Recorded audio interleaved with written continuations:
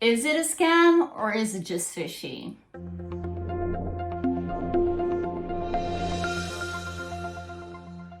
Hey everyone, my name is Sylvia and welcome to my channel. In today's video, we're going to be talking about freelance scams. I am a sucker for a good scam video. I love watching scam baiters online and watch them waste scammers' time. And I often feel like I've heard about every single scam on the planet, but then the internet has a funny way to prove you wrong and to show you that there's actually many more scams out there. And in this video, I wanted to show you some of the scams I've recently heard about and even one that I've personally almost got scammed with. So stay tuned for that. I'm actually going to be showing you the emails that I got, so the receipts, if you will. So yeah, without further ado, let's get on with the actual video. All right, so the first one, the first scam or the first red flag is when a client asks you to go outside the platform. So whether it's Upwork or a different freelancing platform, rule of thumb is you should never go outside the platform, whether it's for payment or for chatting with a client. Obviously, there are exceptions, and once you get appointed with a client, it's not that dangerous, let's say. If the first thing a client tells you on Upwork or elsewhere is let's chat through WhatsApp or through Skype, Zoom, whatever, maybe try to persuade them to keep the conversation on Upwork. That's what I usually do. And if they are really, really pushy, I'm just like, hey, no business here. I'm not gonna do business with you, no hard feelings, but yeah, it's better be safe than sorry. But yeah, essentially this scam that I heard about, I was actually talking to someone who almost got scammed this way. And she told me they actually asked her to have the interview process over Skype. Now, I've heard that before and I've probably done that, let's be honest, because the thing is, like, Upwork's own video chatting system, it fails a lot. It's not the best. They've now partnered with Zoom, so in theory it should be a little bit better, and I haven't had that many issues lately. But yeah, it was never that good to begin with. So I usually understand when a client says this, even though I still try to persuade them either to do something else, but I understand the thought behind it.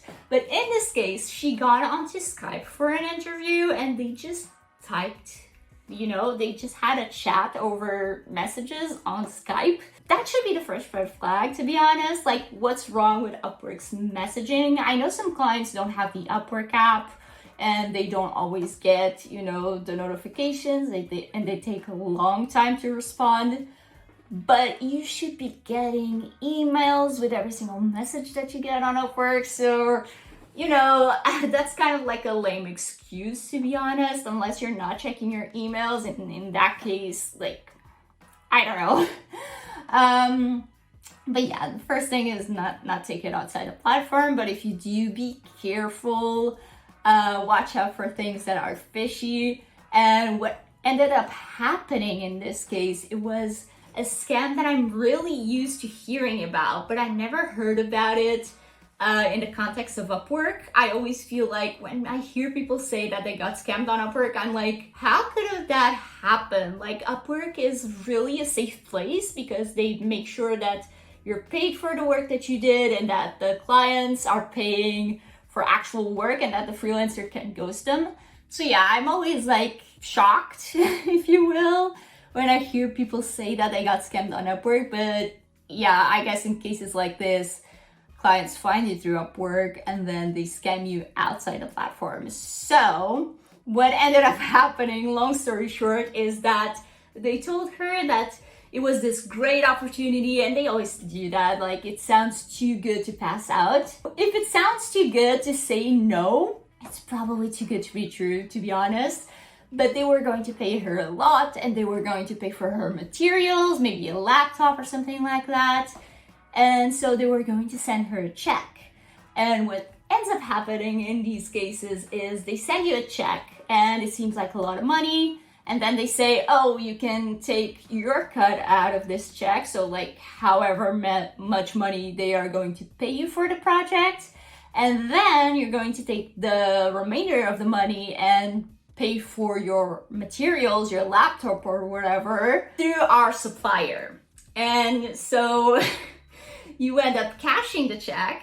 And before you realize that it's a fake check, you end up spending your money from that check with their supplier, which is probably actually them. You end up cashing a fake check, you end up paying the scammer, and then the scammer ghosts you, and then you realize it's a fake check and you're burned for that money. So yeah, guys, 2 lessons here. Don't take payment or interviews even outside the platform if you can avoid it, and don't take checks. Now, scam number 2, or red flag number 2, if you will, is when clients ask for payment up front from you. This one's kind of ridiculous because I'm of the understanding, or I believe that you should never have to pay to work. You should never have to. Obviously, you want to pay for your materials and everything like that and your taxes, but you should never have to pay in order to start working with someone. But apparently this is a thing, and it's a thing on Upwork and probably elsewhere, where clients ask freelancers to pay a deposit so they know that the freelancer is real. Honestly, when I heard about this, I was like, what the F? Like, nobody's going to ever fall for that, but apparently people do, so I decided to include it here nonetheless. But yeah, I'm not gonna spend too much time on that because I'm just going to flat out say it. Never pay to work for a client. If they ask you for that, just bolt the other way. And the last one, for this one, I'm actually going to pop open my laptop so I can show you guys and go through the emails with you. So hold on for a second while I pull up my email. All right, so I'm back. I have my laptop with my emails opened up, and I'm going to be putting the emails on the screen. Obviously, I'm going to blur out the client's name, even though it's coming from a fake email, but just to be safe, I don't want to put them on blast. But the first email I got was on August 6th. Now, I don't know if these were 2 different scammers or just one, but the first email on August 6th read, "Got a minute," on all caps on the subject line. And I was like, yeah, I mean, this is coming from a client that I trust a lot, that I've been working with them for a while. So I didn't think anything of it. It came, by the way, from my client's name, but then I realized that it wasn't coming from her actual email.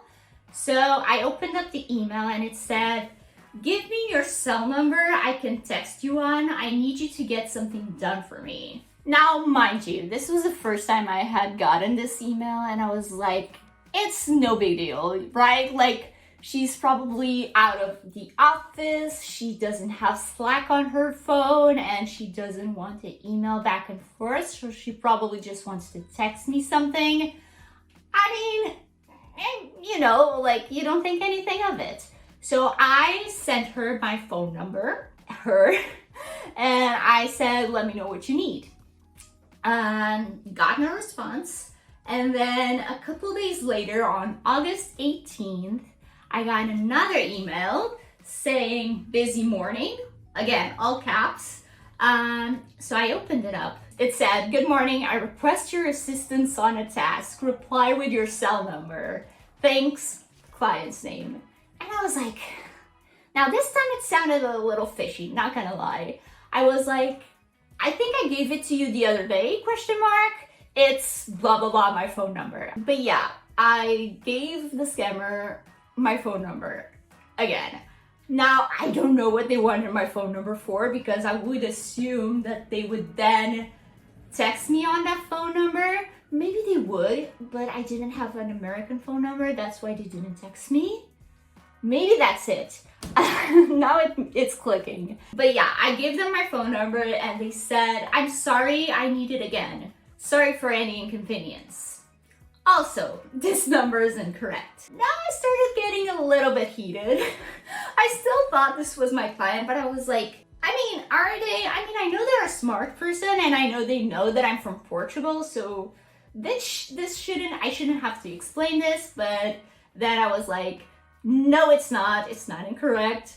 My mobile number is this with the +351 for Portugal. And then they were like, okay, Sylvia, I need you to do something for me. And at this time I was already like red flags everywhere. And I had actually already slacked my client, the real client, and be like, hey, are you emailing me right now?